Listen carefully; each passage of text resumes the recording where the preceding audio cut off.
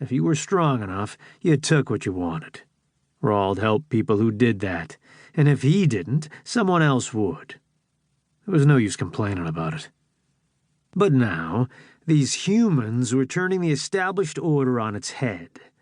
They hadn't taken over the businesses completely, but instead had laid down the law with the owners and told them what they could and couldn't do.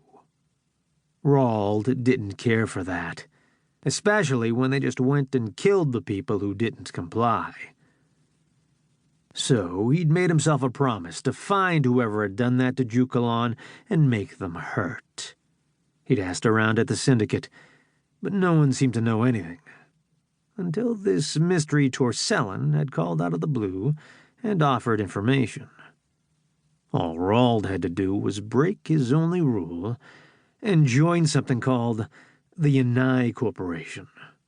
He'd pay the share of his take and pass along information, and in return, they would give him any information they found on the human who had killed Ciulla, and their ships would back him up if he cornered the bastard.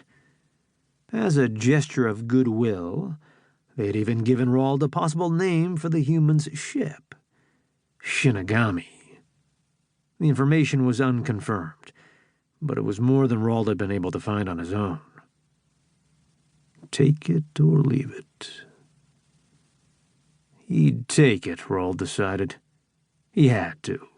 Ciulla had asked for his help, but he hadn't come through. And now Ciulla was dead.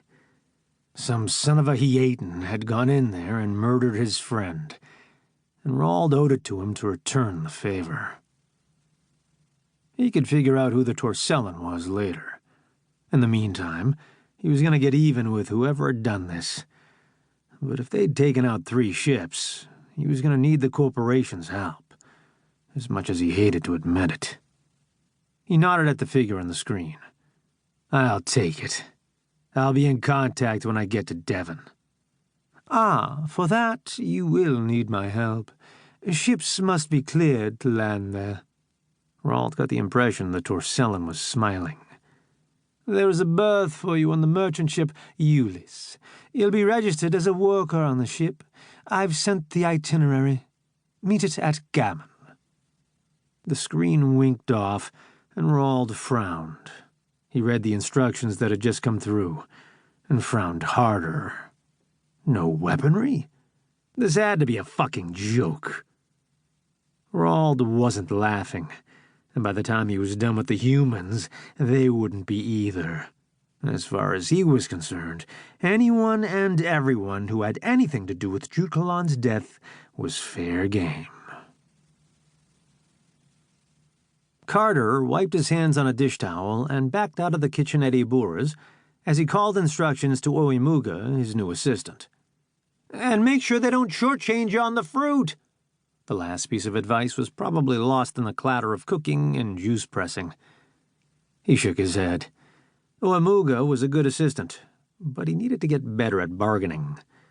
Ubawara always looked for a cord when they were making deals, which meant they were likely to compromise too much. The same was true of the Ubawara he was training to be bartenders. He'd have to ask Ibura how she'd learned to be so shrewd in business. Maybe she could teach Oimuga and the others.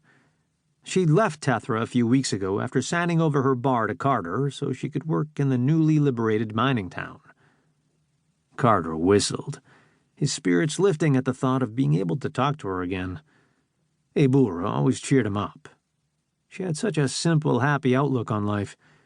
Gathering friends together was good, and worrying about the future was bad. She also had a sense of humor that always startled him, and he was grateful to count her amongst his friends. He was over by the bar getting himself a cup of water when he noticed one of the patrons and stopped dead. "Barnabas, I thought you'd left." "I was going to," Barnabas told him, "but then I figured I'd get one last glass of juice." He held up his glass with a mournful look.